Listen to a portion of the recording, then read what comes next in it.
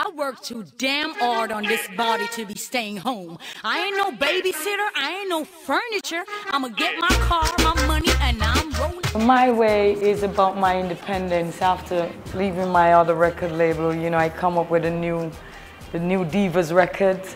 That's my own label, and I start working on this album a while now, and my man played a big part in that too. He's the son of King Jammies.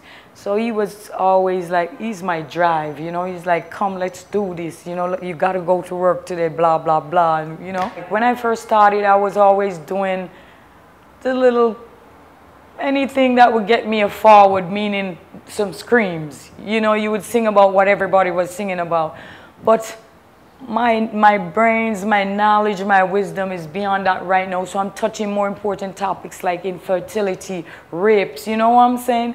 Topics like those that people are afraid to touch. I touch them because I have lived that, you know, I've experienced that. So Lady Saw is a name that is hardcore. And sometimes I try to do the smooth, clean, proper, uppity thing, and my hardcore fans, they start complaining. Like, yo, bring it, what you doing? Oh, give me some of the X-rated things. So I have to give them some throwback from way back, or do some up-tempo, crazy, bold things that I talk about. But sometimes I do throw a little Marinol in there and give them songs like Give Me a Reason, you know. So on that album, My Way, there's a song called I'm a Woman. It's an introduction. It's the last track on this My Way album.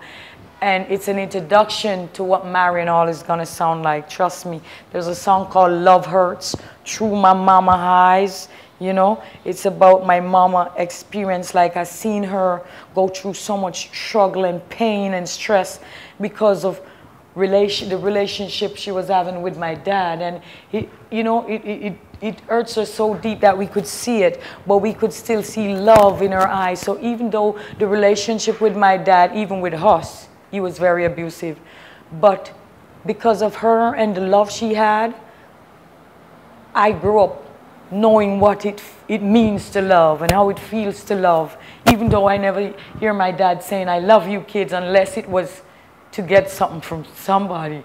But it gives me this strength to move on to bigger things. And I left my parish of St. Mary and I told my friends, I'm going to Kingston. I'm going to be a star. I'm not coming back until I'm major. And I didn't go back until I was the queen of dancehall. That's still, right now, it's beautiful. I get to buy my mom a house. Like the first big money I made, I bought a house for my mom. And I moved my family out of the ghettos because they were living in the ghetto at that time. And one of my little sisters had a baby at 15. And I'm like, damn, I don't want her daughter to grow up and end up getting pregnant at 13, 14, 15.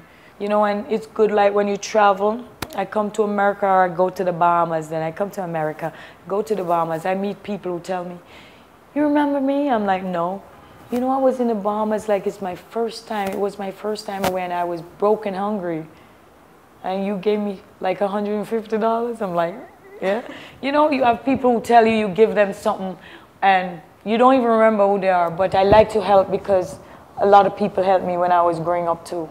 Yeah, so that's why I end up adopting kids, and you know, I adopt a little girl and my two nephews, and nice. I feel good about it.